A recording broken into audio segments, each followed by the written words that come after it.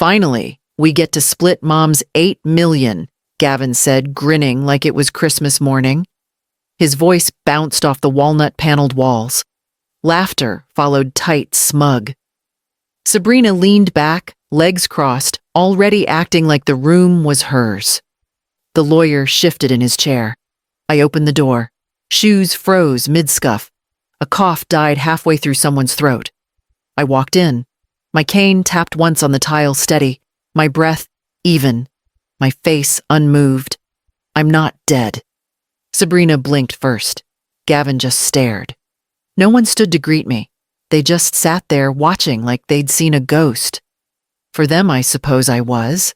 I was told there'd be a reading, I said, placing my purse gently on the chair beside the door. Since I'm still breathing, I figured I'd attend. The lawyer, Mr. Halperin, not the one Robert and I used, but someone Gavin must have hired, cleared his throat. This is highly irregular, isn't it? I smiled. So is planning how to divide a fortune when the person who earned it hasn't died. Gavin stood. We thought Mom. We thought you were someone said you what I asked, still standing. Had a second stroke. Passed quietly in my sleep. Slipped away while nobody was looking. He didn't answer. He couldn't. My chair creaked as I sat. My fingers rested on the manila folder inside my purse. I have updated documents, I said simply. Filed, notarized, witnessed. Everything in accordance with Oregon law. Sabrina scoffed, a breathy, bitter sound. You've been in a fog for months. You can't possibly think I turned to the lawyer. Would you like to verify my capacity now, or shall we proceed with my attorney present? He paled. Across the table, Jennifer stared down at the blank legal pad she brought to take notes. Hands folded. Her husband nudged her, but she didn't move. Gavin dropped back into his chair. We didn't know where you were, he mumbled. You stopped answering. You left the house. You mean the house you tried to sell? I asked. Sabrina's lips parted. No words came out. You moved my things. Changed my doctor. Filed paperwork behind my back. I watched every step. Still no reply. I left the house, I continued, because it wasn't mine anymore. Not the way you treated it. And you treated my name like a resource to drain. A long silence stretched between us. I reached into my purse and placed the sealed envelope on the table. It landed with a quiet finality. No drama, just truth. I'll let my lawyer speak from here. And Mara Silvestri stepped in through the side door. Clipboard in hand, calm, professional. She nodded to the room. I represent Ms. Wendell, she said. We'll begin with her version of the estate plan. What you have, she glanced at the lawyer, is outdated, irrelevant, and potentially fraudulent. I folded my hands. I didn't need to say more. This wasn't the beginning they wanted. It was mine, and it wasn't over. Not yet. I woke up to white walls and silence. No balloons, no flowers, no Gavin. Just a nurse folding towels at the end of my bed. You're lucky, she said. It was mild. I blinked. My mouth was dry. My chest tight. How long, I rasped. 2 days. You've been sleeping off the fog. I tried to sit up. My body argued. Weak, unfamiliar. But I got there, eventually. She handed me a note. Folded once. Neat handwriting. Mom. The doctor said to let you rest. We'll come get you when it's time. Don't worry. Gavin. That was it. No name signed with love. No scribbled hearts. No update. No visit. I held that paper for hours. I read it like it would change. No one came the next day. Or the one after. I was discharged on the 6th. A driver dropped me off. Gavin didn't answer the door. It was unlocked. I stepped into my own home and didn't recognize the air. It was too quiet, too clean. Like a house staged for sale. The living room furniture had been rearranged. My favorite chair gone. Family photos trimmed down. Only one remained on the mantel, Gavin, Sabrina, and their 2 children. My face had been cropped out. I walked upstairs to my bedroom. Or tried to. Halfway up, Sabrina appeared, towel in hand, eyes wide, like she'd seen a ghost. "Oh God, Iris, you're home." "Apparently," I said, gripping the railing. She rushed forward. "No one called me from rehab. We thought you'd be there another week. Gavin's at work. I'd like to go to my room." Her smile froze. About that, I walked past her. When I opened the door to my old bedroom, I stopped breathing. The bed was gone. The dresser gone. My curtains replaced with gauzy things that didn't block light. The walls painted pale blue. A Peloton bike stood in the corner like it belonged. We converted it into a wellness room," she said quickly. "You know, for health. Fresh start." I turned. "Where's my bed?" She hesitated. "We moved your things downstairs. Gavin thought it'd be easier for you after the stroke." "No stairs. We had it all ready." I didn't argue. I walked back down. The basement was cold. No windows. A small cot in the corner. My suitcase half unpacked. A single lamp. No TV. No clock. Just concrete and quiet. I sat on the bed. It creaked. I heard footsteps above me. Laughter. The coffee machine. Someone turned on music. No one came down. That night, I lay awake and stared at the ceiling, counting footsteps. My son's voice drifted down. He laughed loud, confident. Not once did he come see me. When the light bulb flickered above the stairs, I realized they hadn't replaced it. The next morning, I climbed back up. Slowly. My legs still weak. I opened the fridge and found a sticky note on the orange juice. "Do not touch, Sabrina." I poured myself a glass anyway. Gavin walked in 5 minutes later, briefcase in hand, pretending he didn't see me at the table. "You're up," he said finally. "How are you feeling?" Like a guest in someone else's house. He didn't respond. He just left, and I began to understand that everything familiar was already gone. I set the table. Plates. Forks. Napkins. I poured the coffee, but no one said thank you. No one looked up. Gavin scrolled through his phone. Sabrina stirred her smoothie with a metal straw, clinking it against the glass like a metronome. No one asked how I slept. No one noticed the bruise on my arm from bumping the basement stairs. They talked around me. "Her accounts still use paper statements," Sabrina said. "We need to digitize everything." "Less risk." "Yeah," Gavin muttered. "Plus, who checks mail anymore?" I took a sip from my cup. Cold. Burned. "She still uses that little notepad," he added. "Like she's balancing a checkbook from 1992. "She doesn't need to worry about that stuff anymore," Sabrina replied. "She just needs comfort. Comfort. In the basement. With a cot." I reached for the jam. "Careful," Gavin said. "That's low sugar. It's for the kids." I put it back. No one refilled my coffee. No one noticed when I stood. I rinsed my cup and left the room. Slowly. Deliberately. No one followed. Later that afternoon, I sat near the living room while Gavin took a call in the kitchen. He thought I was asleep. I wasn't. "She's a ticking clock," he said, voice low. "And that deed's just sitting there." Silence. Then, "No. I haven't brought it up yet. She's slower now. I think the stroke made her more pliable." Another pause. "I'm not rushing. I just need her signature." After that, we're clear. I didn't move. I didn't cry.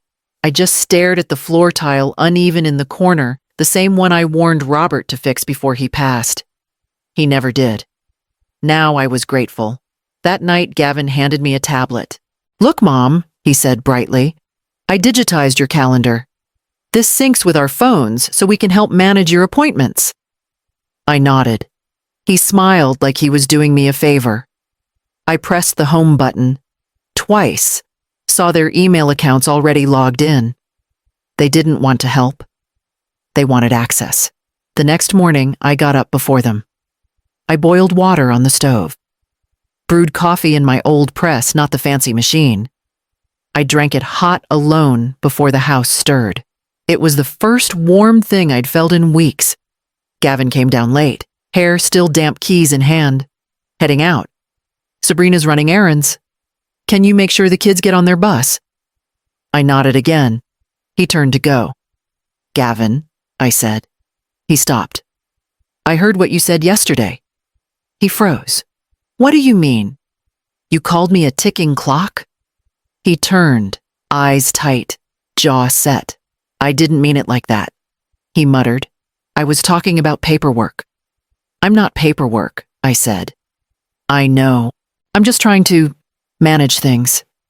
I didn't answer. He left. I washed the cup again, dried it carefully, placed it on the rack.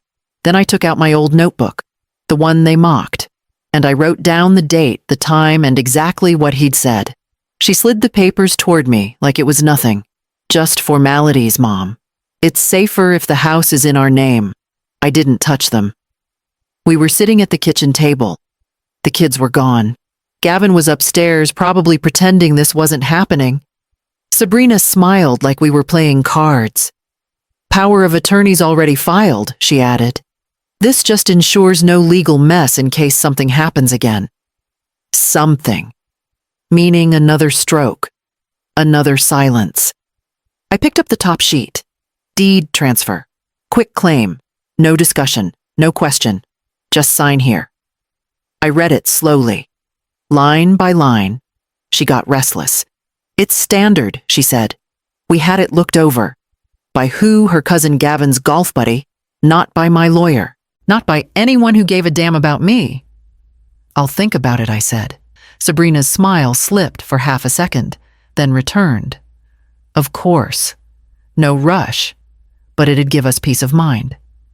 I nodded once and left the room. They think silence means agreement. It doesn't. That night, I opened the closet in the guest room where I kept the small fireproof safe. It was still there, still locked. I reached into the pocket of my coat for the key. Gone. I checked again. Every pocket. Every drawer. I pulled out my old purse, dumped it on the bed. Nothing. My fingers shook, not with fear, but something colder. Familiar. I sat on the bed and stared at the safe like it might speak. I'd kept it in that house for 32 years. Robert never trusted banks with the important things. He was wrong about a lot, but not that. Inside that safe, our marriage license, his original will, my deed, copy the trust documents. Also, my passport, some bonds. Things they'd want. Things they assumed were already theirs. I went back to the kitchen. Quiet. Careful. Gavin and Sabrina were on the couch, talking in low tones. I heard my name. She'll sign, Gavin said. She just needs the right push. What if she doesn't? Sabrina asked. He sighed. Then we wait. She's not exactly long-term. Sabrina laughed. So we just babysit until the paperwork's done. No, Gavin replied. We babysit until she doesn't need it anymore. I stepped away before I could hear more. Back in the basement, I sat on the edge of the cot. The bulb flickered again overhead. I reached into the crate where I'd stored my older paperwork, slid out a worn manila folder from behind a stack of church bulletins. It was dusty, but intact. Inside a copy of the original deed. My name. Only mine. I also found something else, an envelope Robert had marked, in case of trouble. I didn't open it. Not yet. I slid the folder under the cot, wrapped in an old towel, just until I figured out my next step, and I would. Because if they were already plotting, already building a future with me out of the picture, then it meant one thing. They thought I was finished. I moved the paint cans aside, one by one, heavy, dusty. Half-dried from a remodel Gavin never finished. Behind them, wedged against the drywall, was the folder. Not labeled, not sealed. Just there, exactly where Robert said he'd leave it if things ever turned ugly. I pulled it out. Manila bent at the corners. I sat down on the overturned bucket and opened it in my lap. First page, a notarized will. Robert's signature. dated 4 months before his heart attack. He'd updated it quietly, alone.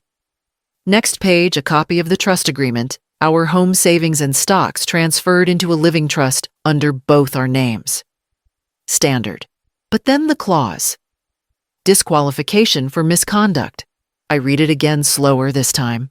Any beneficiary who willfully disrespects, neglects, or exploits Iris Wendell, verbally, emotionally, or financially, shall forfeit all interest in this trust. The determination of misconduct may be based on documented events, legal proceedings, or the trustee's discretion. My hands didn't shake. My heart didn't race. Instead, something inside me settled. Robert had known. Maybe not the full extent. Maybe not how low Gavin would stoop. But enough to worry. Enough to act. I turned the next page. A letter. His handwriting. Slanted and cramped. Iris. If you're reading this, it means they've started circling. I tried talking to Gavin. He smiled and nodded, but I saw it in his eyes. He thinks everything we built is a reward, not a responsibility. You gave them more than I ever did. You gave up years, dreams, sleep, and I won't let them take more. Use this only when you must. Let silence buy you time. But if they push you to the edge, push back. Robert. I sat there a long time. The basement was quiet. Upstairs, the shower ran. Someone flushed a toilet. Life went on. This house still hummed around me. They didn't know what I had now. And I wouldn't tell them. Not yet. I put the documents back in the folder, wrapped it in a garbage bag, then slid it behind the furnace. No one else would look there. Later that afternoon, I made lunch for the kids. Grilled cheese, sliced apples. Sabrina walked in halfway through and inspected the counter like I'd left a mess. They don't eat white bread, she said. Next time, whole grain. I nodded. Quiet. Steady. After dinner, Gavin called me into the office. Another stack of papers on the desk. Just in case something happens again, he said, gesturing. It's just naming me as your medical and financial proxy. I smiled. Of course. I took the papers, pretended to read. He looked satisfied. Then I folded them neatly, tucked them under my arm, and left the room. I didn't throw them away. I added them to my file, alongside a fresh page in my notebook. Today's date. Time. Exact words. They thought I was playing the role they assigned me, but I was already off script. I carried the cake tray to the table myself. No one offered to help. No one looked twice. The house was spotless. Gavin had it staged like a magazine spread. Candles flickering. String lights outside. Polished everything. He greeted guests in his navy suit, one I bought years ago, like he'd earned the walls himself. It's all about legacy, he told a couple near the fireplace. Family is everything. I stood a few feet away, holding a tray of napkins. When he introduced me, he used one word, our matriarch, then moved on. I was seated near the kitchen, folding chair, small table, between the bathroom and the pantry door, close enough to fetch things, far enough to forget. Sabrina's parents had the front seats, linen cushions, wine glasses, already half full. Her mother wore pearls and corrected someone's pronunciation of Cabernet. Her father was 3 drinks in and telling a story about sailing, which I doubted ever happened. The guests fawned over Gavin. Such a success. So grounded. What a provider. I smiled politely, nodding when expected. My cheeks ached by the end of the first hour. I caught snippets. She's lucky to have you, someone told Sabrina. Oh, we're building everything together, she replied. My parents helped us with the down payment, of course. Couldn't have done it without them. I tilted my head. Just slightly. The house they were standing in paid for by the pension I cashed early. The remodel funded after I sold Robert's car. Later, Gavin gave a toast. To the people who shaped us, he said, lifting his glass. To Sabrina's parents who showed us how to build a lasting marriage, who supported us from day one, who opened their home and hearts. The crowd clapped. He glanced my way. A beat too late. And to Mom, he added quickly, "Thanks for everything." I raised my glass. No one clinked it. A guest asked where Sabrina got the antique mirror in the hallway. "That's gorgeous," Sabrina smiled. "It was a gift from my mother." She lied. I bought that mirror in 1986 at a flea market in Bend. I hauled it home myself, cleaned every speck, hung it with Robert on a rainy Thursday. No one asked me. After the toast, I excused myself and walked outside. The night was crisp, quiet. I sat on the bench by the fence, the one I used to weed around every spring before my knees gave out. From here, the party sounded like something far away. I opened my purse and pulled out the guest list I'd seen earlier left casually on the counter. I read it again. Every name matched Sabrina's circle. None of mine, not church, not neighbors, not friends I'd had for decades. No one I'd chosen. When the photographer passed by, Gavin waved him over. "Get one of the family." They grouped together Sabrina, her parents, the kids, Gavin. I watched from the shadows. No one called my name. And when the flash went off, I realized something. I wasn't in the picture because I wasn't meant to be. Gavin slammed the trunk. The leftovers I packed were still in my lap. No one offered to take them. I buckled in slowly, careful with my hip. Sabrina climbed in first, adjusting the air vents before I even closed my door. The silence in the car stretched until we pulled out of the driveway. Then Gavin spoke. "We're stretched thin, Mom." I looked out the window, streetlights blurred past. My hands stayed in my lap. The mortgage, he continued, the kids' school, Sabrina's medical stuff. The roof repairs. "We're doing everything we can." I didn't answer. He tapped the steering wheel. "You live alone in a house that's half empty. You don't even drive anymore." "I still pay the taxes," I said quietly. He kept driving. "We just think," Sabrina cut in, "maybe it's time we help you manage things. You don't need to stress over details." "I'm not stressed. You don't have to be," she said. "That's what we're saying. We could streamline everything. Put the accounts under one management. Make sure bills get paid on time. Invest what's sitting idle." "It's not idle," I said. "It's mine." Gavin sighed. "We're just trying to make things easier. Look, if something happened again, we'd be scrambling. We're trying to be proactive.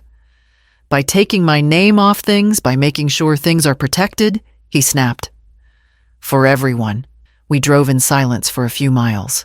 Outside, the trees blurred. Inside, I could hear Sabrina's fingers tapping her phone screen.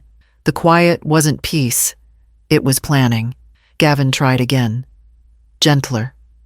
"Mom, this is just the next phase of life. You raised me. You worked hard. Let us take it from here." "I'm not done." He didn't answer. The car slowed as we turned down my street. "You could sell the house," Sabrina offered. "Get a condo. Smaller. Close to shops. Doctors. We'd help." "I'm not selling my house." Gavin parked. He didn't turn off the engine. "We'll bring it up later," he muttered to Sabrina. I opened the door and stepped out without a word. They didn't follow. Inside, I set down the leftovers. The kitchen was dim. The smell of their cologne still lingered near the door. I walked to my old file cabinet, pulled out my folder, and added a new note. "Car ride home. Gavin, you live alone. You don't even drive. Sabrina, maybe it's time we help you manage things." I closed the file, locked the cabinet, then turned to the hallway closet, opened the second shelf, and pulled down the black binder Robert used to keep his passwords. Behind it, taped to the inside panel, was the spare key to the safe. They hadn't found that one. I walked into the bank just after it opened. No appointment, no makeup, just my ID, my passbook, and the quiet weight in my chest that something was wrong. The teller recognized me. "Morning, Mrs. Wendell." I gave her a smile. "I'd like to check on my accounts." She nodded and typed. Just a moment. Her fingers slowed. Her brows knit. She clicked again. Then again. A pause. "I'm sorry," she said, voice low. "I'm seeing a note here. It says this account now requires dual authorization for withdrawals. Dual, yes, ma'am. It's marked joint with your son, Gavin Wendell. Any movement requires both signatures." I didn't blink. I didn't add him. She swallowed. "There's also a POA on file, dated last month. Financial authority granted to him." I leaned in slightly. "May I see the form?" She hesitated. "It's in the system, but I'd need approval to print." "That's all right," I said. She glanced around, then lowered her voice. "He came in with a packet. Said it was just precaution after the stroke. We assumed—" "I'm sorry." "No need to apologize," I said. "Would you like me to schedule a meeting with our manager?" I shook my head. "Not yet. I just needed to know." She looked relieved, or confused. I couldn't tell which. I thanked her, walked out with the same slow steps I'd come in with. Outside, the sun hit hard. I sat on the bench near the parking lot and closed my eyes. Last month, the same week they asked about consolidating my accounts, the same week they offered to help, I opened my purse, pulled out my notepad, and wrote down every word. Visit to bank. POA form filed. Joint withdrawal restriction. Effective last month. I tapped the pen twice. Capped it, slid everything back. Then I stood and walked across the street to the coffee shop. I ordered a small black coffee. No milk, no sugar, no distractions. At the back table, I opened my second folder. The copy of Robert's clause stared back at me. Any heir who exploits or manipulates Iris forfeits their claim. They were building a case. So was I. I picked up the phone and dialed the number from Robert's old address book. The line rang twice. "Howard Greer," a voice answered. Older, raspier than I remembered. "It's Iris Wendell." A pause. Then warmth. "Iris, I thought about you just last week. How are you holding up? I've had better seasons." He exhaled slowly. "Let me guess. It's about the house. And the trust." He didn't ask why. "I retired 2 years ago. Moved down to Flagstaff, left the courtroom behind. But I still have people. Good ones. I don't need noise. I need someone sharp, discreet." "You'll want Mara Silvestri," he said immediately. "Young. Grew up around this work. No ego, no flash. She doesn't flinch. Offices in Cedar Falls." He gave me the number. I wrote it down carefully. "You trust her with my own estate." That was enough. We said goodbye. No fluff. No small talk. I called Mara's office next. "Silvestri Law. This is Kendra. I'd like to schedule a private consultation as soon as possible." She asked a few questions, my name, whether I was referred, the general nature of my inquiry. "Asset protection," I said, "and trust enforcement." There was a click of a keyboard. "Ms. Silvestri has a 3:30 slot tomorrow. Can you make that? I'll be there." She confirmed the address and asked if I needed help with transportation. I said no. After I hung up, I sat still for a long moment. No shaking, no second guessing. Just a clean breath in and out. Then I pulled out my folder again and slid in a new page. Call to Howard Greer. Referral Mara Silvestri. Appointment 3:30 tomorrow. Objective asset protection, plus review Robert's trust clause. I capped the pen. Upstairs, I heard laughter. Sabrina's voice, then Gavin's. The clink of wine glasses. I didn't move. They thought I was downstairs folding laundry, waiting, quiet, but I'd already left the room. I slid the envelope across the table. Mara didn't flinch. Just picked it up, checked the label, and tucked it neatly into her briefcase. To be opened only if I'm declared dead, I said again, slow and firm. Understood, she replied. It's sealed and time-stamped. I'll keep it in my vault. We had been working for nearly 2 hours. Every word, every clause, every line, we went through it all. She helped me draft a new revocable trust, naming myself as sole trustee. No co-signers. No automatic transfers. No hidden strings. We transferred the deed back into the trust, voiding the previous joint hold Gavin had manipulated the bank into recognizing. We updated the will. No flowers. No fluff. Just clear language and hard boundaries. Gavin's name wasn't gone. Not yet. But the clause stayed. Robert's clause tightened, formalized, and now enforceable with fresh signatures and a notarized witness. If Gavin or anyone else used coercion, emotional manipulation, or financial deceit, they'd be disinherited. No room for interpretation. Last we filed the POA revocation, effective immediately, signed, certified, copied, delivered to the bank and scanned into the county records. Mara leaned back. "That's it," she said. "Everything you wanted done, recorded, legal." I didn't smile. I nodded. There's no celebration when you prepare for war. Only clarity. I opened my bag and slid out the manila folder. Robert's folder. The original will. The trust. The letter. I placed it in a new envelope one Mara provided. We sealed it together. "Keep it safe," I said. "If they try to bury me before I'm gone, this speaks louder." "It will," she said. "And if anything changes, you call me directly." When I left her office, the sky was cloudless, bright. But it didn't warm me. I wasn't looking for warmth. I was building armor. That night I made dinner. Set the table. Chicken and rice. Gavin didn't show.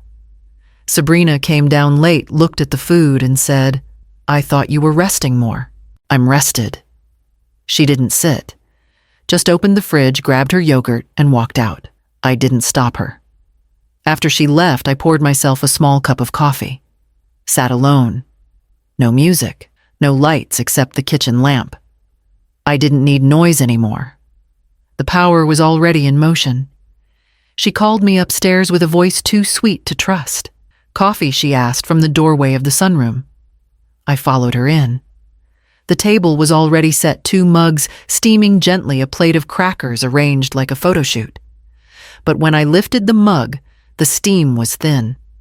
The liquid inside was pale. Herbal tea. Lukewarm. She sat across from me, crossing her legs, folding her hands. I wanted to talk before Gavin gets home. He's been stressed. I sipped the tea. Watery. Tasteless. A gesture, not a drink. "We've been thinking," she continued. "The house is a lot to maintain, for you. So we might rent out your wing, just the 2 rooms and the bath, maybe short term. Something easy." "My wing," I repeated. "Yes, you don't use it. And the income could help with upgrades. Gavin wants to replace the roof. After all, this is the family home." I let that sit. Family home. She meant theirs. I nodded once. Calm, neutral. "I see." For a moment, she looked relieved, as if I were slipping back into the role she preferred. Quiet, agreeable, grateful. "We'd of course screen the renters," she added, stirring her own cup. "Nothing disruptive. Just people who need a weekend place. Artists, maybe." I scanned the room. She had already moved my things off the bookshelf, my knitting basket tucked away, the framed photograph of Robert replaced with a piece of abstract art she must have bought online. Even the lamp had been swapped out, the warm shade replaced with something clear and sharp. She watched me take this in, but said nothing. I took another sip of the tea. It had gone cold. "When were you thinking of renting?" I asked. "Soon," she said. "Gavin's meeting with an agent next week. This will be easier for everyone. Everyone, not me." Her phone buzzed. She glanced at the screen, smiled at a message, then stood. "I'll let you finish your drink. We're trying to be proactive. You understand?" I didn't answer. She left the room with the same confident steps she used when telling waiters to remake her order or directing contractors where to place her new furniture. I stayed seated until I heard her upstairs opening closets that used to be mine. Then I went downstairs. The basement was dim, but the bulb overhead hummed softly. I closed the door behind me and pulled out the small suitcase from under the cot. I opened the drawers one by one and moved what still mattered, the photo of Robert. fishing the ring he gave me after our 10th anniversary, the passport I'd renewed quietly last year. I slid the manila folder into a padded envelope, then the notebook I'd filled with dates, comments, and every word Gavin regretted saying out loud. I packed the jewelry box, nothing glamorous, but pieces I loved. I wrapped the quilt my mother stitched decades ago. I tied the suitcase shut. I didn't know exactly when I'd walk out of this house, but I knew the moment was coming. I could feel the shift in the air, the tightening of their circle, the way they rearranged my life like furniture they planned to replace. Upstairs, I heard footsteps again. Sabrina's quick, decisive, almost triumphant. She thought she'd closed in the walls around me. Instead, she had shown me exactly where the door would be. I set the packed suitcase beside the dresser, ready for when I'd need it next. I let the spoon slip from my hand. It clattered onto the counter louder than I expected. Sabrina looked over from the sink, her expression tightening for a moment before she forced a smile. "You okay, Iris? I'm just tired," I murmured, rubbing my temple. I didn't stumble the first time. I made it look like an accident. A slow reach for the chair. A pause before answering a simple question. Letting the coffee cool in my hands instead of drinking it. Small things. Believable things. By the third day, Gavin was watching me the way people watch candles near the end, measuring the flicker, waiting for the wick to disappear. At breakfast, I let his name slip. "George, no Gavin," I corrected, shaking my head. His eyes sharpened. Later, climbing the stairs, I grabbed the railing like my knees were giving out. I didn't fake the breathlessness. Age had already gifted me that. But I leaned heavier than I needed to. Took longer than necessary. By evening, Sabrina whispered to him in the hallway. I heard the murmur through the cracked door. "She's slipping," she said. "She's been slipping for months," Gavin replied. They didn't hear me ease out of bed. They didn't hear me open the basement door.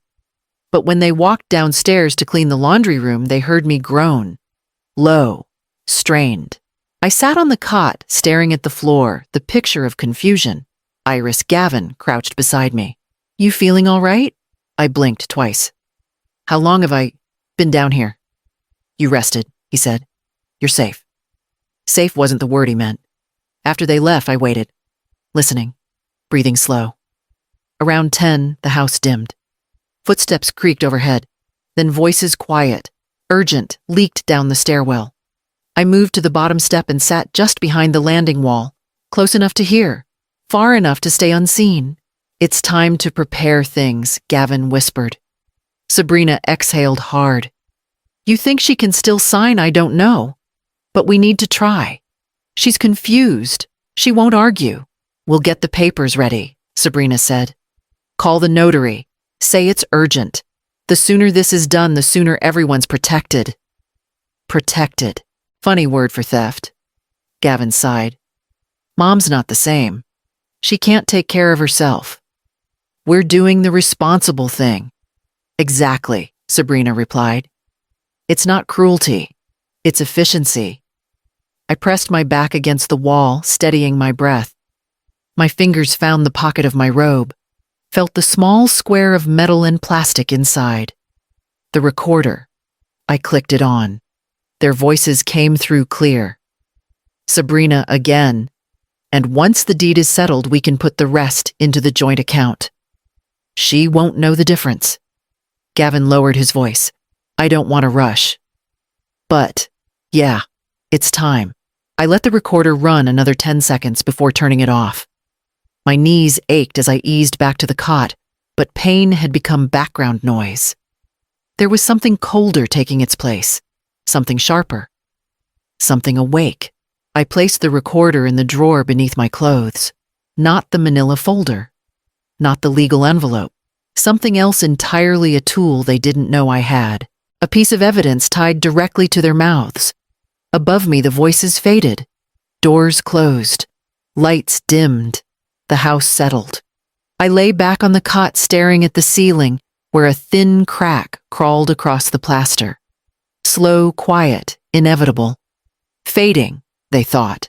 Slipping, they said. But the truth was simpler.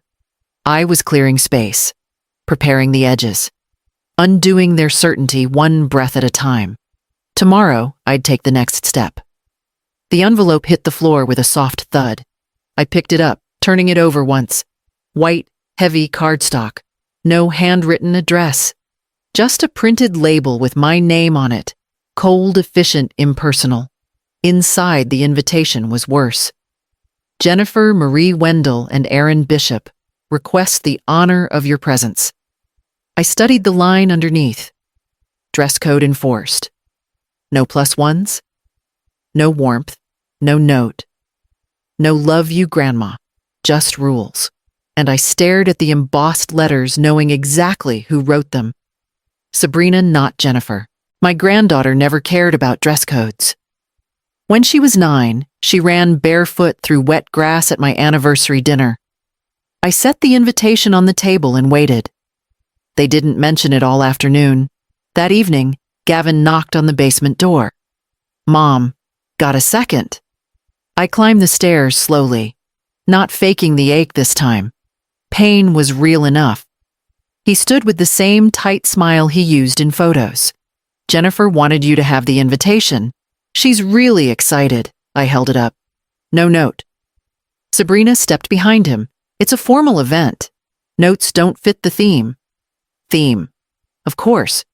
I nodded once. When is it? 2 weeks, Gavin said. We're covering the venue, but her dad, well, he hasn't contributed much, so you need help, I finished. Silence stretched. Sabrina folded her arms. It's Jennifer's dream wedding. She shouldn't have to downsize because people can't pull their weight. People. Meaning me. I didn't argue. I didn't raise my voice. I didn't bother reminding them I had already given Jennifer money for tuition, for her trip abroad, for her first car. Instead, I said, how much Gavin exhaled in relief. The caterer needs a deposit. About $12,000. All right, I said. I'll cover it. Sabrina blinked, surprised. I didn't hesitate. Gavin smiled already, halfway turned. Great. We'll send you the form. But I stayed there holding the invitation. No plus ones. Dress code enforced, and nothing personal, nothing human. 2 weeks later, I stood in the reception hall. It buzzed with flowers, fabric drapes, twinkling lights, all things my money had paid for. A young woman at the entrance handed me my name tag. Not Iris Wendell. Not Grandma. It read, the guest of honor who paid.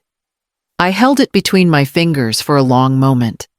People brushed past me without looking. Laughter, champagne, clicks of heels on polished floors. Gavin shook hands with guests bragging about Jennifer's future. Sabrina posed her parents near the floral archway. No one asked where I wanted to sit. I hung the name tag around my neck. Jennifer ran up, finally breathless in her gown. Grandma, I'm so glad you made it. Did you get the invitation? I got it. She hugged me, quick, distracted. Then she was gone again, pulled into a circle of bridesmaids. I wandered to the back row of chairs far from the stage, close to the door. No one stopped me.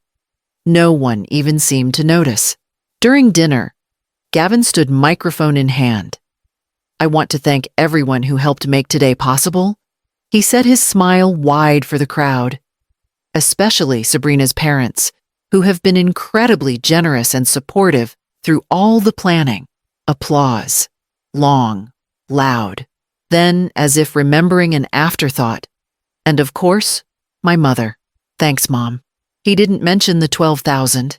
He didn't mention the venue. He didn't mention the months of bills I'd covered so he could focus on family. I sat quietly, my fork resting on the plate. When the DJ called for a family photo, Sabrina waved her parents forward. Her sister, Gavin's cousins, the bridesmaids. No one looked my way. I stayed in my seat. Still. Small. Invisible by their design. And when the photographer lifted the camera, Gavin laughed and said, "Perfect. Just like we planned." I turned away from the flash and rose from my chair, not leaving the wedding, just stepping aside long enough to think. to breathe, to see the picture clearly. And I realized they hadn't erased me tonight. They'd revealed where I no longer belonged. I left the reception hall quietly and walked toward the parking lot, my name tag swinging against my chest, the thin plastic tapping a steady rhythm as I reached for my keys and prepared myself for what would come next. The glass rang. Gavin stood near the center of the hall, microphone in one hand, champagne in the other. "Before we cut the cake," he said, grinning, "I want to thank someone very special." I stiffened. His voice turned syrupy. "Practiced. My mother." Heads turned toward me. A spotlight followed. "She taught me everything I know about generosity," he continued, glancing at the crowd for effect.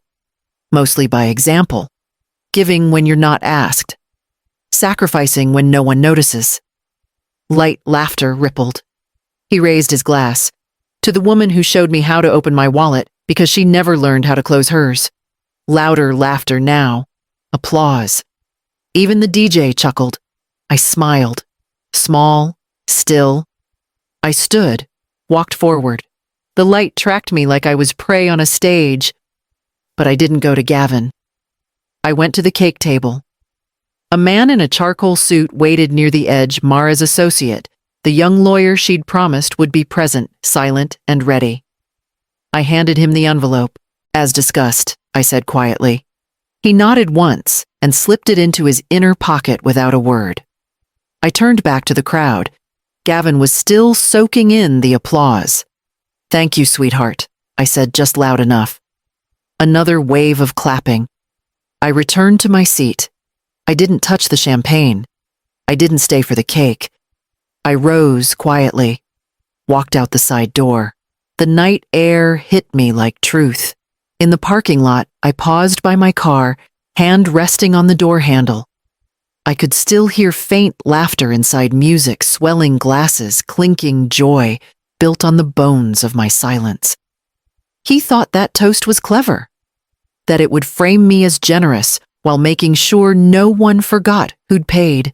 But Gavin had never learned the cost of pride. He'd see it soon. The envelope contained everything Mara had prepared. The revised trust documents, the new will, the deed change, the updated beneficiary list. All legal, all final. The lawyer wouldn't deliver it tonight. He would deliver it the morning after. Right when Gavin expected another gift. Right when he'd already spent what wasn't his. Inside the hall, the music changed. I slid into the driver's seat. Turned the key. Let the engine hum. On the seat beside me, I placed the name tag from earlier. Guest of honor, who paid? I looked at it once, then rolled down the window and let the wind take it. No more badges. No more silent seats. I pulled out of the lot and didn't look back. Let them finish their cake. Let them toast. Tomorrow would come. Gavin grinned like he'd already won. The lawyer cleared his throat, adjusting his glasses, fingers hovering over a leather folder. The room buzzed. Sabrina perched forward. Jennifer twirled a bracelet. No one looked sad. No one looked shocked. I opened the door, heard the air suck out of the room. Gavin's smile cracked first. I walked in slowly, coffee in hand, steam curling from the rim. "Well," I said, "this is awkward." Jennifer gasped. Sabrina stood up. "Mom, I'm not dead," I said. I kept walking, calm, steady. My heels tapped against the hardwood floor with deliberate rhythm. The lawyer blinked. "Mrs. Wendell, I'd like to make a quick correction," I said, setting my coffee on the table beside him, "before any papers are read." From my bag, I pulled the envelope. Not the one from the paint closet, the new one. Signed, notarized, bulletproof. I handed it to Mara, who stepped forward from the back corner. She hadn't been noticed until now, her quiet presence as intentional as mine. "Who is she?" Gavin asked, standing. "My attorney," I said. Mara nodded at the lawyer. "This is the updated will, the one that supersedes the document you're holding." Gasps. Chairs shuffled. Gavin's voice rose. What is this? Sabrina grabbed his arm. You said the trust was locked. You said it couldn't be changed. I sipped my coffee. You should have read the fine print. The lawyer reviewed the new documents. Eyes wide, he read quickly, lips moving. Mara stood still, confident, silent. He finally looked up. This document revokes the previous trust. It includes a new distribution deed transfer and a forfeiture clause. Gavin's voice cracked. What clause? If an heir attempts to exploit or manipulate Mrs. Wendell while she is of sound mind, the lawyer read they forfeit all claims to her estate. The room froze. I have recordings, I said, of your planning. I also have financial records. POA changes made without my consent. And that toast, Gavin. I smiled faintly. That was the final nail. Sabrina slumped in her seat. Gavin turned red. You can't. I can, I said. And I did. Jennifer's eyes brimmed. Grandma. I didn't know. No, I said softly. But you didn't ask either. Silence held. The lawyer folded the old will, set it aside. Mara placed the new one on the table. This is the legal will now, she said. Filed and recorded as of last week, I added. Along with the deed. This house I turned toward Gavin is no longer in your name. Never was, technically. He sat down slowly. Sabrina looked like she wanted to speak, but didn't. Not a word. I picked up my coffee, took one last sip, and turned toward the door. Meeting's over, I said. Thank you for attending. And with that, I walked out. No one said a word. The only sound was paper rustling as the lawyer adjusted the new will on the table. His voice, steady, now cut through the quiet. To be clear, the previous beneficiaries, Gavin Wendell, Sabrina Wendell, and Jennifer Wendell, are no longer entitled to any portion of the estate. He didn't look up. He didn't need to. The silence pressed down like a weight. I could hear someone's breath hitch. A chair creaked. Then nothing. No outburst. No screaming. Just nothing. I turned and looked. Gavin stared ahead, eyes unfocused. Sabrina clutched her bag like it might save her. Jennifer blinked slowly, as if trying to wake herself from a dream.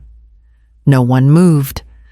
The lawyer continued, dry, and clinical assets are to be retained in trust under the sole authority of Iris Wendell. Property rights are exclusive. The revocation of power of attorney has been filed and certified. All accounts have been returned to her control.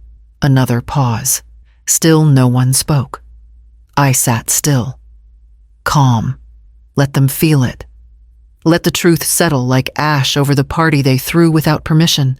The same mouths that laughed at that toast now couldn't form a single word. I watched Gavin reach for the old folder the lawyer had placed aside. Mara stopped him with a firm, quiet hand. That's no longer valid, she said. His jaw worked, but nothing came out. Do you need time? The lawyer asked. No answer. He closed the folder, slid it neatly into his briefcase, and rose. Then this concludes the reading. Chairs scraped. Not all at once. One by one. Jennifer stood first. She looked down at me. Her mouth opened, then shut. I didn't help her. She walked out. Sabrina followed, red-faced shoulders, stiff heels clacking with a kind of forced dignity. She didn't look at me. Gavin stayed seated. He looked at the empty air where the old future used to be, where his version of my death played out wealth property, a clean title in his name. Gone. I waited. Finally, he spoke. Just 2 words. You planned this. I met his eyes. No, I said. You did. Then I stood, picked up my bag, walked past him without another glance. Outside the hallway, felt warmer, brighter. Mara caught up to me by the elevator. You okay? She asked. I nodded. They needed to hear it out loud. She pressed the button. They heard it. The doors opened. I stepped in. Mara didn't follow. She didn't need to. The doors slid shut. As I descended, I felt something lift. Not vengeance, not triumph. Just space, room to breathe. Room that had once been mine and was now mine again. I spread the files across the polished oak. Bank statements first. Highlighted lines, sudden withdrawals, overlapping purchases. My accounts.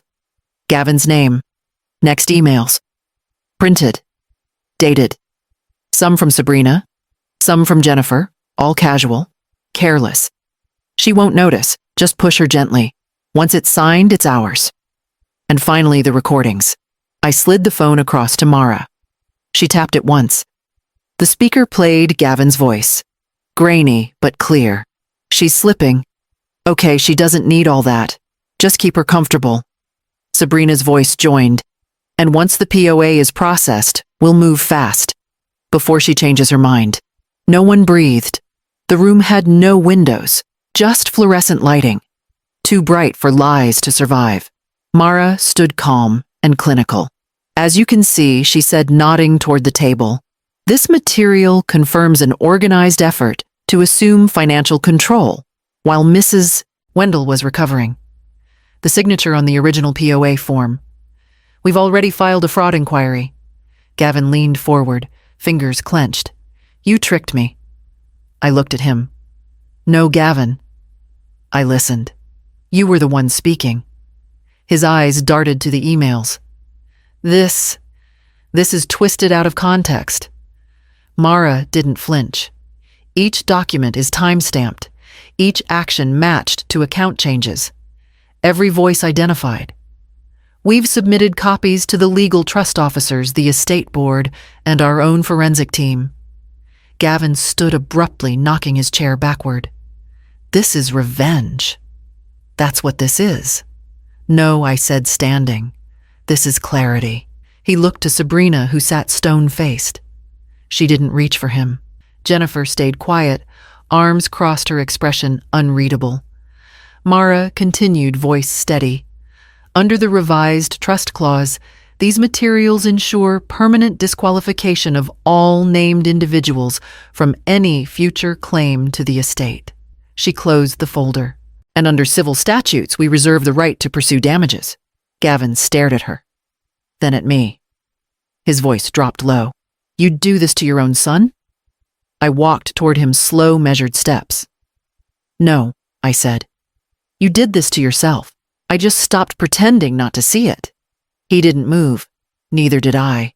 I looked down at the table, at the evidence, the facts, the pieces they never thought would come together. And then I reached into my coat pocket and laid down one more item. A copy of the notarized folder Robert left me.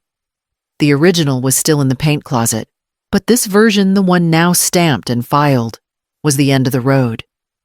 Gavin's eyes widened. He knew what it meant.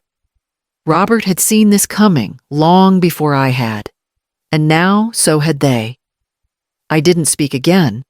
I just watched him read the first page, watched his shoulders fall, watched him see it, finally, that the game was over.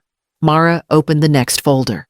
This, she said, placing it down, is the original power of attorney submission Gavin brought to the bank. I already knew what it contained. The signature wasn't mine. The handwriting tried to imitate my loops, my angled R, but it wasn't me. Next came the emails. From Sabrina. To a real estate agent I'd never met. Dated 2 months after my stroke. We'll have full control soon. One message read. Start estimating the value on 4 through 36 Westwood. We'd like a quiet buyer. My house. She wasn't just planning to take it. She was planning to sell it. Gavin turned slowly to face her. You did that without telling me. She didn't answer. Mara slid a final printed screenshot across the table. A text exchange. Gavin's name at the top. Sabrina. She's barely walking. You said she'd sign anything. Gavin. She didn't. We need another way. Sabrina. Then forge it. We've waited long enough. I didn't flinch. I'd already read every word. Mara had pulled everything, server logs, timestamps, attachments. All admissible. The estate board has received copies, she said. And the district attorney has been forwarded the package as of this morning. Sabrina's mouth opened, then shut. Her hands trembled, but she kept them folded tightly in her lap. Jennifer stared at her mother, disbelief washing over her face. "You lied," she whispered. Sabrina didn't respond. I stepped forward. I didn't yell. I didn't shake. "You stood in my kitchen," I said. "You served me cold tea. You told me I didn't need space, that I should let go. And all the while you were carving up my life behind my back." Sabrina still said nothing. Gavin sat back, his voice hollow. "You said it was handled. You said you were just helping." Her silence answered him. No one moved. Mara stood. "You should expect formal contact within the week. And if either of you attempts to contact Mrs. Wendell directly, we'll file for a protection order." I didn't have to add anything. Sabrina's eyes finally lifted to mine. There was no apology in them, only shock. Not at what she'd done, but that it hadn't worked. She rose and left without a word. Gavin followed slower. Jennifer hesitated, her eyes jumping between the table and me. But she didn't speak either, just turned and walked out the door. And I was alone in the room again, except for Mara. She looked at me and nodded. "They won't recover from this." "I know," I said. I picked up the last folder and held it against my chest. Not the original, not the copies. Just this moment, quiet, cold, real. "They built it all on lies," I said. Mara zipped her briefcase. "And now it's collapsing." I packed the last box myself. No rush, no ceremony. Just me, the soft scrape of cardboard, and the thud of books sliding into place. The house smelled different now, too clean, too staged, like it belonged to someone who had never lived anything hard. I closed the lid and carried it toward the door. Gavin blocked the frame before I reached it. "Mom, wait." I kept walking. He reached for the box. I held it tighter. "Please," he said. His voice cracked in a way I hadn't heard since he was 10 and broke a neighbor's window. "Just listen." I set the box down on the step. "Go on?" He swallowed. His hands shook. It was Sabrina. She pushed everything. She told me we needed to secure the house. She said you'd decline. "You agreed," I said. "I didn't know it would go that far." "You helped her?" I said, not raising my voice. "You let her plan my life like an estate sale flyer." He winced. "I thought you'd be safer if we controlled me," I finished. He didn't answer. The quiet between us stretched. Years of it, really. All the swallowed comments, the softened truths, the moments I let slide because I thought love could carry the weight. It couldn't. Not when the other person stopped lifting. He rubbed his forehead. "You have no idea what she was saying at home. That you'd fall again. That you'd forget things. That the doctors told her no doctor told her anything I said. I signed every form myself." He looked startled. Like that detail alone rewrote the last year in his mind. But it didn't matter. He hadn't asked. He hadn't checked. He had believed the version of me that made things easier for him. "Mom, I'm sorry," he whispered, voice smaller than I'd ever heard it. "I got overwhelmed. I didn't want to lose everything I built." "You didn't build anything," I said softly. "I did. Every brick, every account. Every dollar you assumed would come your way." He shut his eyes. I stepped past him and lifted the box again. He followed me down the walkway. "I can fix this. I can talk to Mara. Maybe we can amend." "No," I said. "We're past amending." He stopped walking. "So that's it. You're cutting me out." I turned. He looked wrecked. Not by love. By loss. A different kind of grief. "You knew what love looked like," I said. "You grew up with it. You watched me give everything, my time, my work, my peace. You knew exactly how to treat me. You just chose something else." He blinked hard, his breath unsteady. "I didn't mean to hurt you." "But you did," I said. "And once you start treating someone as useful instead of loved, it's very hard to come back." A car honked in the distance. The wind brushed through the hedges that Sabrina trimmed too neatly. The house stood behind him, cold and polished, perfect for a listing photo. I didn't look back at it. He whispered, "Are we done then?" "No," I said, "but we're not what we were." He didn't follow me as I walked to the car waiting at the curb. Mara had arranged the ride, but she didn't come inside. She knew this part wasn't hers. I opened the door, placed the box inside, and sat down. Through the window, I saw Gavin standing frozen on the walkway, hands limp at his sides like he finally understood something he'd spent years refusing to see. I told the driver, "Let's go." The house grew smaller in the mirror. So did Gavin. Ahead, the road opened wide, empty, clean. By the time we turned the corner, the only thing I carried forward was the sound of my own breath and the quiet waiting for me in the next chapter. I poured the coffee slowly. No rush, no clatter. Just the hiss of steam curling up into the early light. The mug was old, older than Gavin. A gift from Robert, back when neither of us had anything except long shifts and shared bills. It had a chip on the rim now, still held everything I needed. I stepped outside. The porch boards creaked the way I remembered. Sea air moved through the pines and salt, like it had been waiting for me all these years. I sat, breathed, sipped. No one called my name. No voices behind me asking for favors. No lists taped to the fridge. No text alerts disguised as check-ins. Just wind, just breath, just warmth between my palms. The mug read, "Still here. Not fancy, not expensive, but true. Still here. After the stroke, after the basement, after the forged signatures and poisoned smiles, after Gavin's silence, after Sabrina's plans, after giving too much and asking too little. I was still here, and I didn't owe anyone an explanation for it. The house wasn't big. 2 bedrooms, a narrow kitchen paint that needed work. But it was mine. Paid in full, tucked into a pocket of coastline where no one thought to come looking. Mara had taken care of everything. Title transfers, clean closures, boundaries drawn with ink and law. I'd given her one request, no press, no noise. "Just make it quiet," I said. "I've had enough noise." She'd nodded.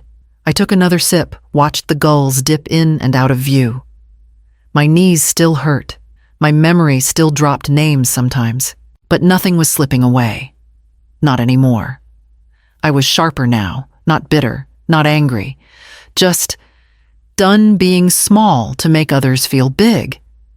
They could keep their speeches, their parties, their group photos with the names cropped out. I had this. I reached into the folder beside me, not the manila one. That was locked away. This one held letters, real letters, handwritten. From friends I hadn't seen in years, from my sister's boy now grown, from one of Robert's war buddies who remembered me from a photo he still carried. People who knew my name without needing to take anything from it.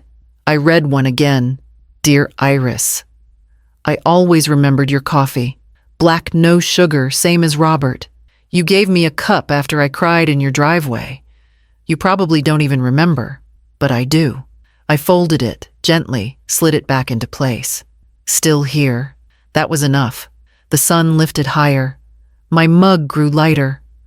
I didn't move to refill it. I didn't need more. For the first time in years, I wasn't preparing for anyone else's morning.